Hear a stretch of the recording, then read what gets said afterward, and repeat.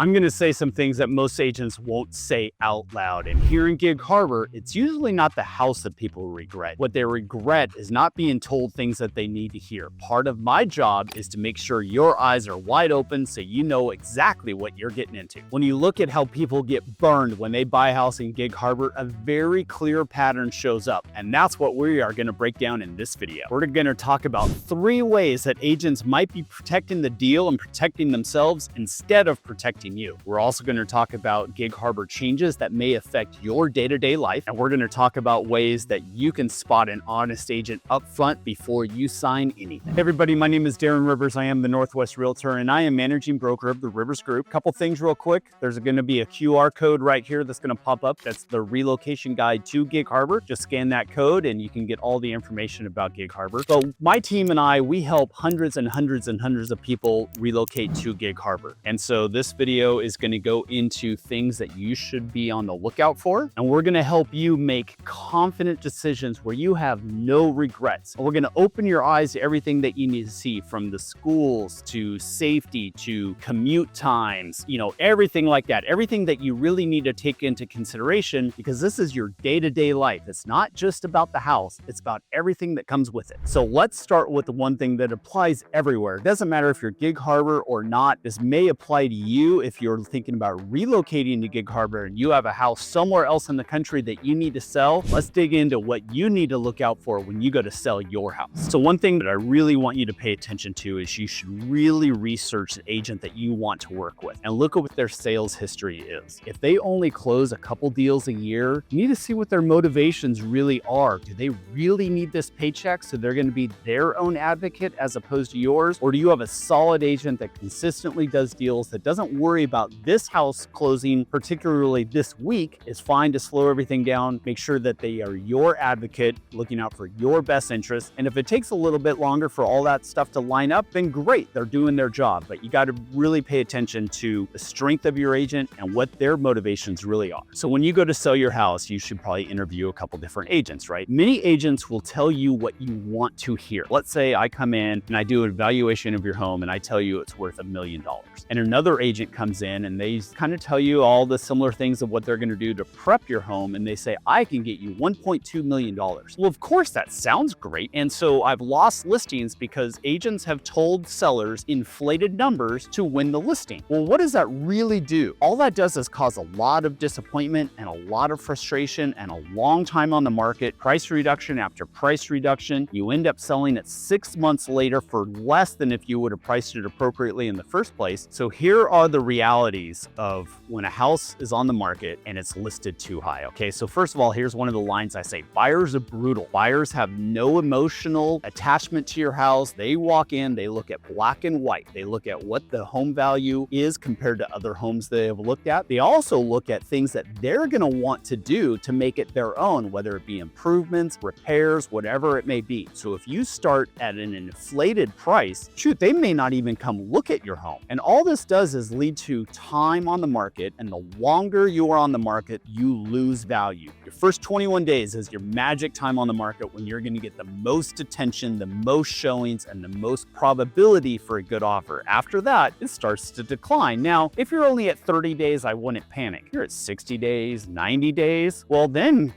what's going on. And what's going to happen is you're going to start getting low ball offers. So you're taking less money now because you have to get out of it. Or if you would have started the price appropriately in the first place, it probably would have sold right away and you would have ended up with more money. So we're going to wrap this section up as far as what you're looking for in a listing agent and being forthright and honest and open to you. Whenever I do a listing with somebody, I show up with the data that supports what I believe the house is worth and what a good market price is. Sometimes sellers want to come in with a little bit higher, and it's their house. It's up to them what they list it for. Now, if they come to me and say they want to list it for $500,000 more than it's worth, I'll probably be like, I'm not your guy. It's just never going to happen. Good luck. If they'll only say, if I want to say, let's put it on the market for $1 million and they want to try $1,050,000, it's $50,000, but in the grand scheme of things, it's maybe within the range. So I might say, okay, but let's have a contingency plan. If we have no showings in the first 14 days, if we have a couple showings and the feedback is it's just overpriced, then let's have a plan in place to do those price adjustments before it's too late and you really really lose value. So the market speaks. This is the great thing, is the market sets the price. An able and willing buyer. I can suggest a price. You can have your price. The only price that really matters is what somebody is willing to offer you on the house. That's your price. Okay, so let's transition now to the buyer side and an agent representing you as a buyer. And there's going to be some similarities here as far as a buyer's agent that is just eager to have you write an offer and get a home in a contract. So we're in the call right now. We're going to be driving to a different location. And this is really a part of looking at homes, right? You're in the car a lot. It takes time to do this. So an agent that wants to hurry up and get a paycheck, they're not going to want to spend a lot of time driving around, showing you different homes, things like that. If you see an agent that every house you see is all the plus side, the upside, and they don't point out things that you should really be paying attention to and just be cognizant of, then that's a warning sign for you. Now, you may be looking at a house that might be the house for you, but your agent's job is still to point out everything that might be a concern, just so your eyes are wide open. It's still maybe the house for you, but it's just something to be cognizant of. Keep in mind of something that may be an issue for you. Just make sure you're making the right decision for you and your lifestyle. So with that, I have an example of, this great couple, Matt and Molly. Fantastic people. Okay, so this couple, they moved in their house and their backyard backed up to a very busy street, and their agent that they used to buy it, who was a local agent, by the way, and this is where it's short-sighted. Like, what was this agent's motivation here? Was it really looking out for their client's best interest, or was it looking to get this deal done and getting a paycheck? Because what she did not tell Matt and Molly was that this street was busy 24/7. And after the first couple days, Molly ended up sleeping just for peace of mind and tried to get some sleep, and without the noise, with earplugs, locked in her walk-in closet with blankets and pillows all over the seams to try to quiet the noise down. That's how bad it was. And the problem is that they only saw the house during the day. They never went and looked at it at night, and their agent didn't make them aware that this was an issue no matter what time of day. So with all of that being said, a buyer's agent job is to open your eyes. So you might get focused on this charming house. In Matt and Molly's case, it was a brand new, beautiful home, and they fell in love with the home, and the home was great. The location was bad. So that agent and your agent should just have your eyes wide open to everything that's going on in the surrounding area. When you buy a house, you buy the neighborhood. Another thing that a good buyer's agent should be doing for you is pointing out things in the home that you may not be aware of. Cost centers that come up down the road. And, things such as, hey, the roof is looking maybe a little bit older, or the furnace is old, the water heater's old, or if it's an older house, does it have old electrical like knob and tube wiring? Does it have galvanized plumbing? Things like that. These are systems that are big cost centers to be fixed at some point down the road. And if your agent's not making you aware of those, you may be getting into something, and then in year 2, year 3, you have these $10,000, $20,000, $30,000 expenses that you were not expecting. So an agent needs to just slow everything down, make sure your eyes are wide open, point out any red flags, and then let you decide if it's still a good choice for you or not. That's just their job. Their job is to be your advocate, to be your fiduciary, talk about things that are maybe coming. Here's another example. Near my neighborhood, actually, there's this area where they're talking about building apartment buildings. And if they build apartment buildings there, it's going to impact traffic, it's going to impact noise, it's going to impact the demographic of who's living around, all of those things. So you need to have your eyes wide open. Like I said, when you buy a house, you buy the neighborhood, you buy the street. So just know what is coming. So the other thing that your agent should make you aware of is commute times. Not traffic noise, but traffic to get wherever you're going, what your livelihood is, what commute times really look like. Make you aware that if you are going over the Tacoma Narrows Bridge, you have a toll every single day. Make you aware that if you live on the tip of Fox Island, it might take 20-25 minutes to get to your kid's school. You are buying a routine, so you need to know what is impacting your life, your day-to-day life. You need to have an agent that's going to educate you on everything involved in buying the house, buying the neighborhood, and buying the overall location. Okay, so let's transition a little bit and talk about what agents may not tell you about Gig Harbor itself. And of course, they want you to buy in this area. I want you to buy in this area. I live here. I love it here. This is how I make a living. So of course, I want you to buy somewhere in Gig Harbor. And my team works all over the area, whether it be Tacoma, Kitsap County. We do a few deals in Seattle every year, down in Olympia. We work the whole Puget Sound area, but how we make a living is helping people buy and sell in our general area. So of course, we want you to move here, right? But my job is also to be your fiduciary and have your eyes wide open on everything. So let's talk about some of the things about Gig Harbor that this might kind of sneak up and bite you a little bit. Now, these are not big things. So when I point out these things, it's just to have your eyes wide open. It's not a discouragement. There's no place on earth I'd rather live than here. All right, so one thing, if you're moving to the Pacific Northwest from somewhere else in the country, we're in March right now, and it's gray. It's drizzling a little bit, so just be prepared in the winter time until, through March into April. Just also know that our summers here are the best place on earth, so it's fantastic in the summer with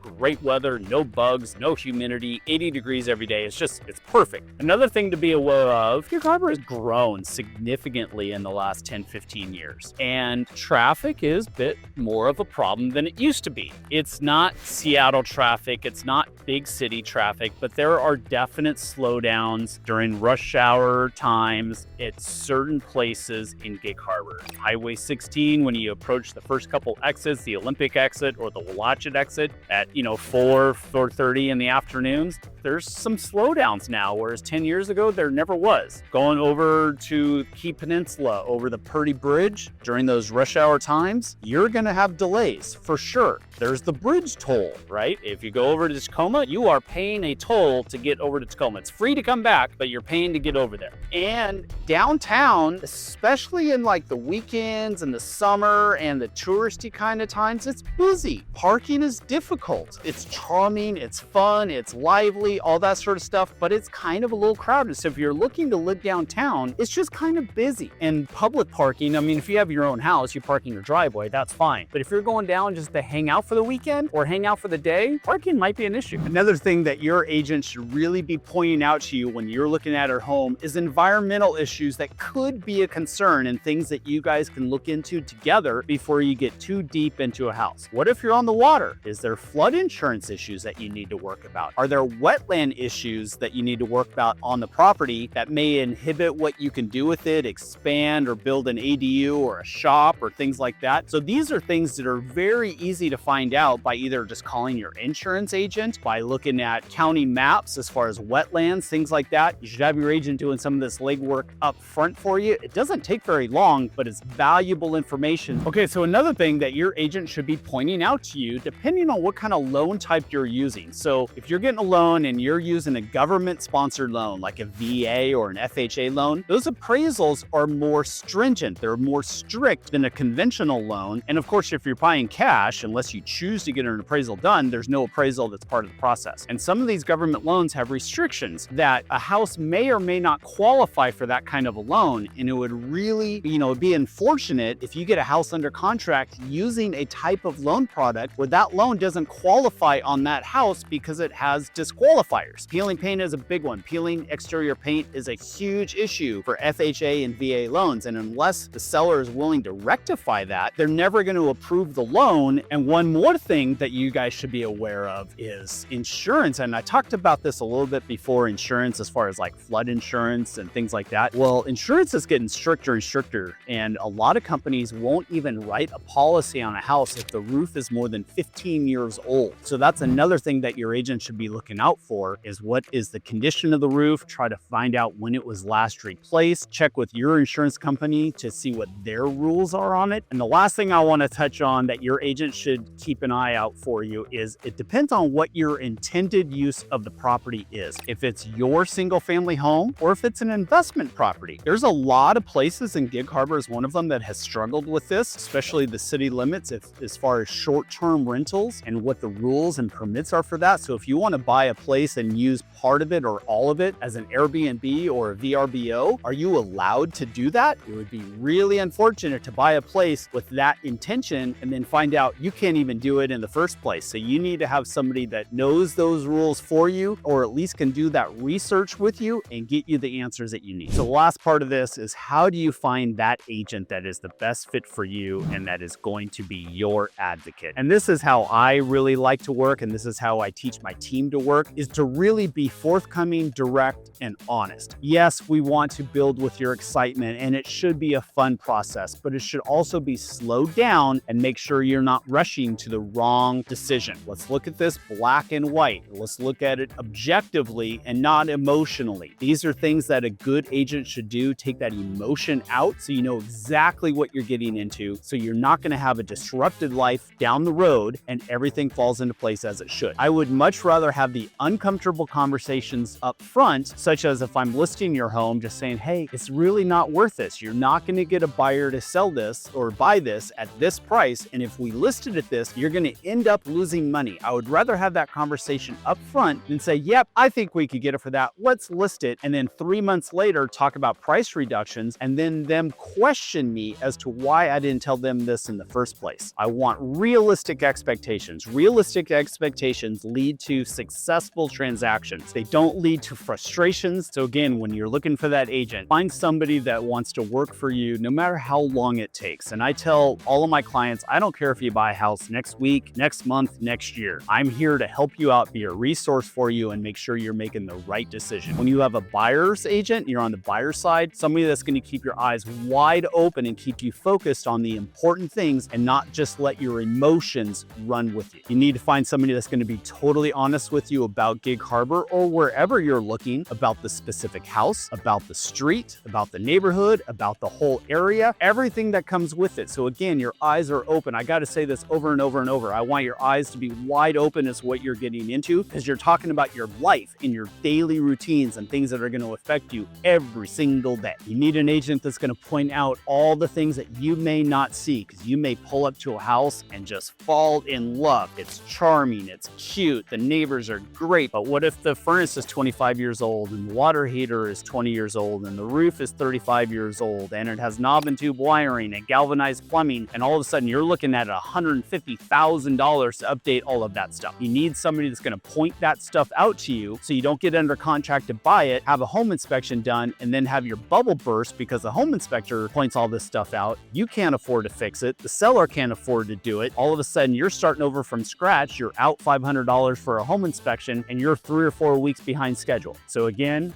what is the key to the story here? Having an agent help you keep your eyes wide open. Okay, everybody, want to wrap this up. My name is Darren Rivers. I am the Northwest Realtor and lead managing broker of the Rivers Group. And again, this is what we do. This is what my team does for you guys, is keep your eyes wide open and help guide you through this process with as much professionalism as you can imagine, so nothing leads to disappointment. Moving, selling, all that stuff, it's stressful. It's one of the most stressful things that you can do in your life. Our job is to slow it all down, make it fun, as easy as possible, as stress-free as possible, and really be your guide. Again, here's a QR code, my relocation guide to Gig Harbor. Please download that. All of my information is right here as well. Feel free to reach out at any time and I'll get you connected with myself or somebody on the team that is perfect for you and be your advocate.